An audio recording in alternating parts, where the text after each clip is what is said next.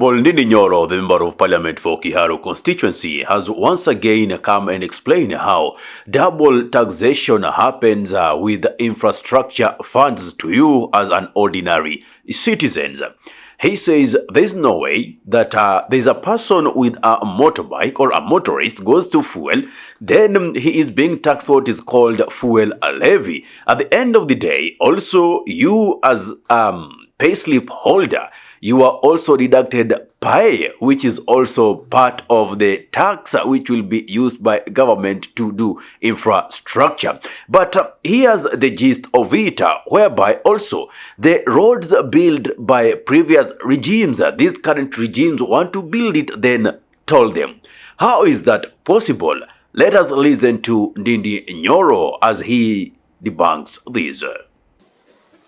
Sisi wote tunataka barabara na tunataka miundo msingi, na ndio maana tunalipwa pesa, tunakatwa pesa ya pay, tunakatwa pesa ya VAT. Ukinunua hata sukari unalipa kodi, na ndio maana ukiweka hata motorbike mafuta unakatwa kitu inaitwa fuel levy, pesa ya kujenga barabara.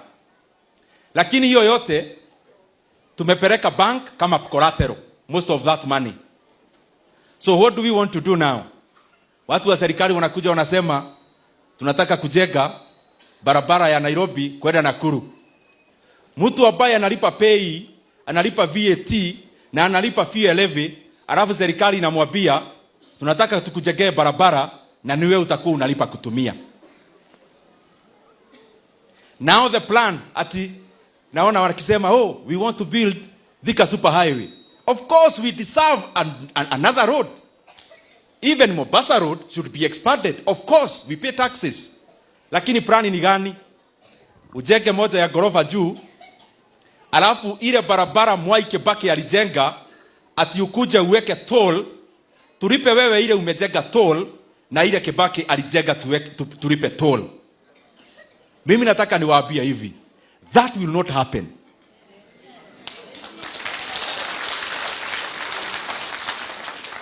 Barabara ya Mombasa Road, wewe weka leni zako.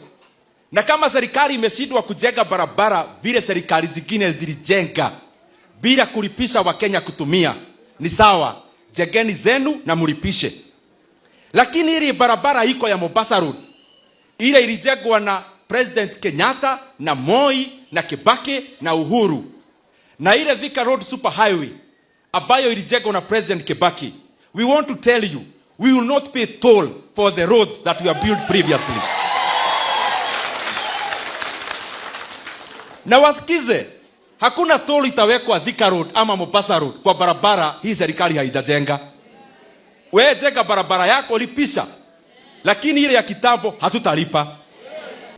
Well, being a good student of Ndindi Nyoro, now you understand why this is something we should call out for. One, there is no way, as a government, you've seen your predecessors do infrastructure either through borrowed loans from the IMF and World Banks.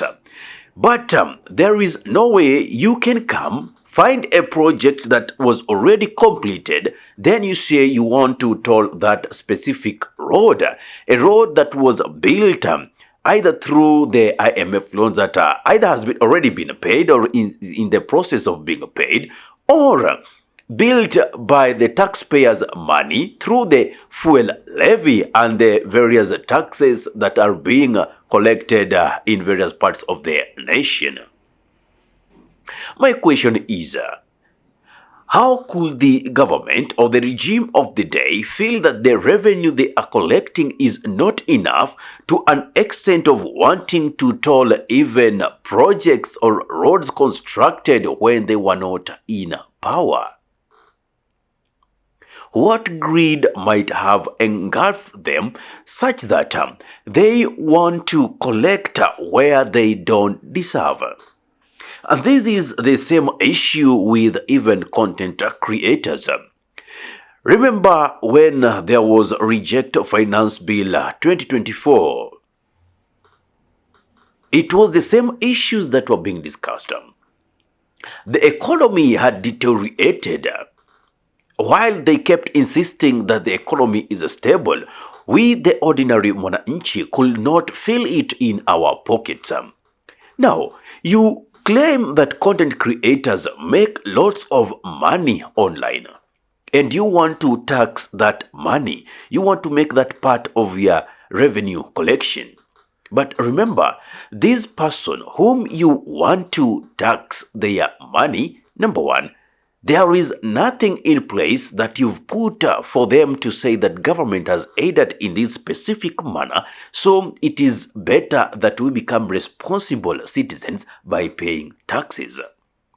Now, for instance, how many hubs do we have in the country offering faster or high-speed internet, such that you could say, after doing my content, I'll just go in that specific government hub and upload my content into my pages and my channels?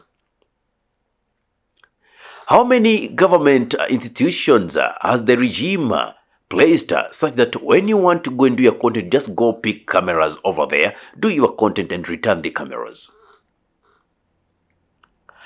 How many transportation models has the government put in place so that you as a content creator could just walk in, back into them, use them as transportation? But because remember, there are things that are repleting in nature, they'll need to be serviced, and so you are obliged to pay taxes for that. How many?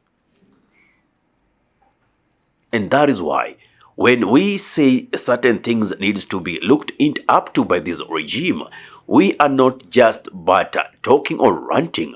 We are actually saying things that make sense for those who want to sit down and reason with us. And this issue that Ndindi Nyoro, the member of parliament for Kiaro constituency, is raising are so pertinent. And I like it when he says that is a dream that this regime should forget about. They are not going to allow that to happen, because already double taxation is happening in various ways. You pay for electricity, fuel levy is there. You board a matatu, already you are paying a tax.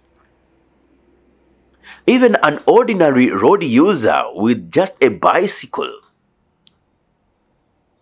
you'll realize at the end of the day, you cannot evade the government hand in terms of taxation. They keep crying that the people who are evading to pay a tax, such that they are even trying to do away with the nil returns issue in the iTax portal.